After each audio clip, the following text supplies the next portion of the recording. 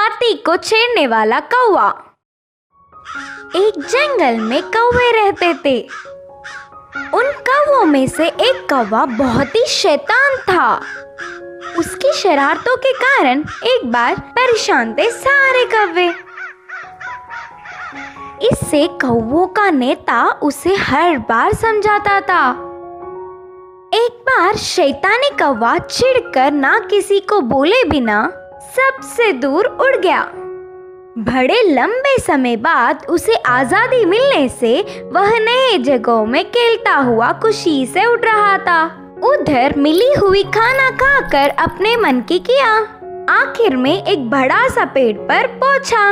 उस पेड़ के नीचे आराम से सोई हुई एक हाथी पर उसकी नजर पड़ी। तभी कौवे को एक शरारती चाल सूझी। वह किसी भी तरह उस हाथी की नींद खराब करना चाहता था। तुरंत पेड़ से उड़ता हुआ नीचे आकर उसके चोंच से हाथी के पीठ पर वार किया। कौवे की नुकीली चोंच की पीड़ा ना सह पाते हुए एक झटके में हाथी की आंख खुली। कौवा पेड़ पे जाकर मजे से हंस पड़ा। है कौवे, मेरी नींद क्यों खराब की? हाथी ने गुस्से से कहा। बस ऐसे ही। बोलते हुए कौवा फिर से हंस पड़ा। ना कुछ किए हाथी आंख बंद करके सो गया। कुछ देर बाद फिर से कौवा उड़ के नीचे आकर हाथी के पीठ पर एक और वार किया। फिर पेड़ पर बैठ गया। हाथी की नींद फिर से खराब हुई। ओए कौवे, तुझे कोई काम नहीं क्या? बोलते हुए हाथी गुस्से में दहाड़ा। लेकिन कौवे ने फिर से 2-3 बार ऐसे ही किया। इससे कोई लाभ नहीं करके हाथी उधर से उठकर चल पड़ा। उस शैतान कौवे को हाथी का वहां से जाना और भी मजा आया। फिर से उड़कर हाथी पर अपनी चोंच से वार करके पेड़ पर बैठ गया।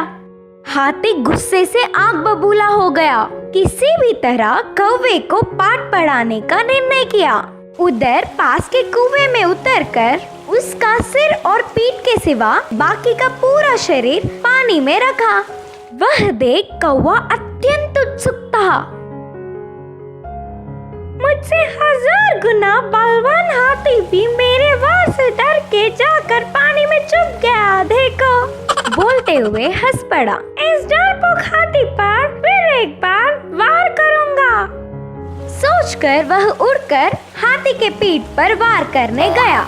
लेकिन कौवा ऐसा ही करेगा करके पहले ही सोचने वाला हाथी अपनी सूंड में पानी भरकर उफ करके जोर से कौवे के ऊपर छिड़का। पानी के छिड़कने से कौवा का दम घुटने पर वह ना उड़ पाते हुए उसी कुएं में गिरकर तड़पने लगा। बस उसकी जान निकलने ही वाली थी, लेकिन हाथी ने दया करके कौवे को किनारे पर फेंका।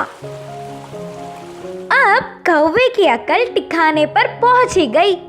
उसने हाथी से माफी मांगा और हाथी एक हल्की सी मुस्कान देकर उसके राह पर चल पड़ा।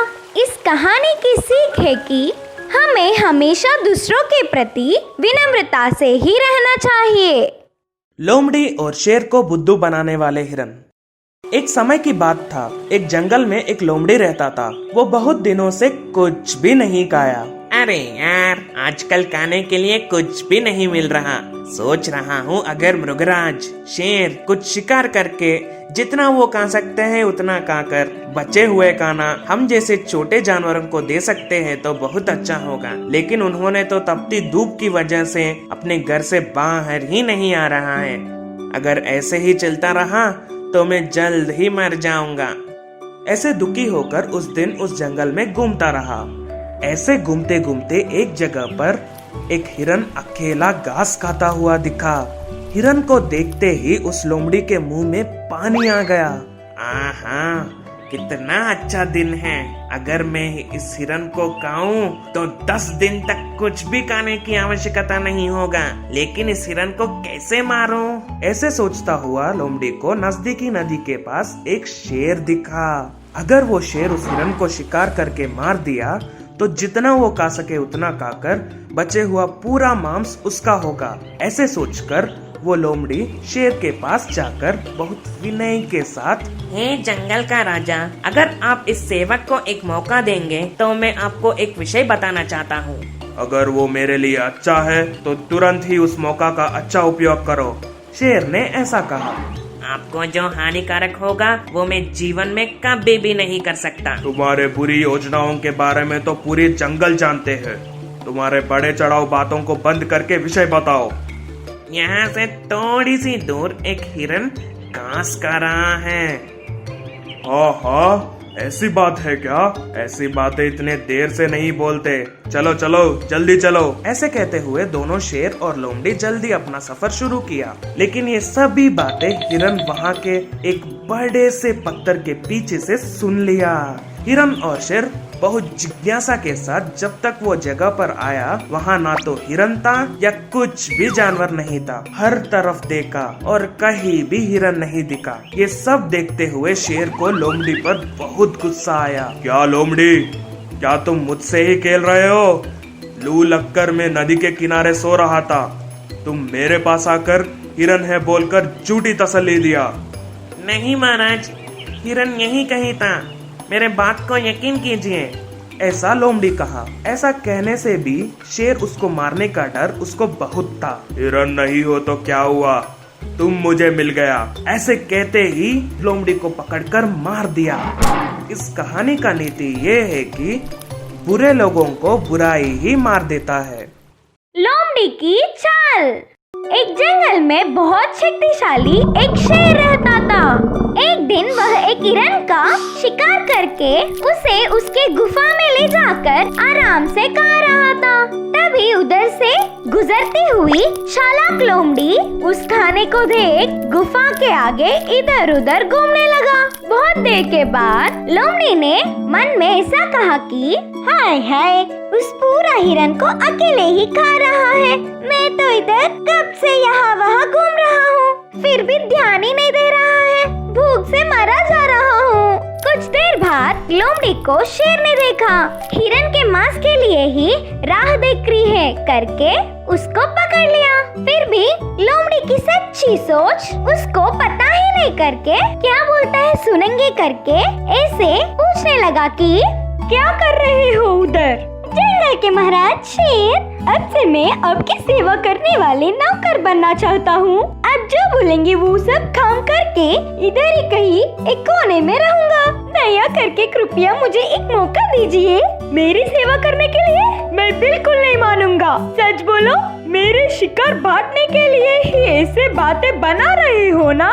ना, ऐसे मत बोलिए महाराज। अब हिरन को खाने का इच्छा तो बिल्कुल भी नहीं है। मुझ पर विश्वास कीजिए। अब मेरा जीवन आपकी सेवा में अर्पित कर दूंगा, कसम से। अच्छा ठीक है, तुम्हारी कसम अब मैं माने बिना रह सकता हूँ क्या? ये खाने में तुम्हें चाह नहीं है करके मुझे समझ में आया। तुम पहले मुझे इसे पूरा करने दो, फिर यूँ ही बातें करेंगे। बोलते हुए लोमड़ी को रुला के खुशी से शेर भोजन खाने लगा। महाराज शेर अकेला ही पूरा खाना उसके आंखों के सामने खाने से अंदर ही अंदर उसको बहुत दुख हुआ। आखिर में उस लोमड़ी से उसे किसी भी तरह का उपयोग ना होते हुए भी जाने दो ना करके उसको अपनी सेवा करने की अनुमति दी। बचा हुआ खाना खा लो, शेर ने कहा। तब से शेर शिकार कर रहा था और लोमड़ी ऐसे ही खाते हुए अपना पूरा पेट भर रहा था। ऐसे कुछ दिन बीत गए। रोज मांस खाने से लोमड़ी बलवान तैयार हुआ। उसका बहुत गर्व बढ़ गया। अब वह जंगल के बाकी जानवरों का शिकार प्रारंभ किया। अहंकार से शेर से ऐसा कहा कि ये दिन आप विश्राम लीजिए, मैं शिकार करूंगा। मेरे खाने के बाद बचा हुआ मांस आप खा लेना। यह सुन के शेर को बहुत गुस्सा आया। लोमड़ी को एक अच्छा पाठ पढ़ाने की सोच रहा था और बोला, बहुत अच्छी बात बताई तुमने। मैं तो आज भैंस खाना चाहता हूँ। तुम भी उसी का शिकार करोगे ना? हाँ बिल्कुल। इस जंगल में मैं कितना शक्तिशाली हूँ, इसी से देख लेना सब। अकेले ही घास खा रहे भैंस को देख शिकार प्रारंभ किया। लेकिन बलवान भैंस लोमड़ी को मौका दिया ही नहीं। उसके सींग से लोमड़ी पर वार कर दिया।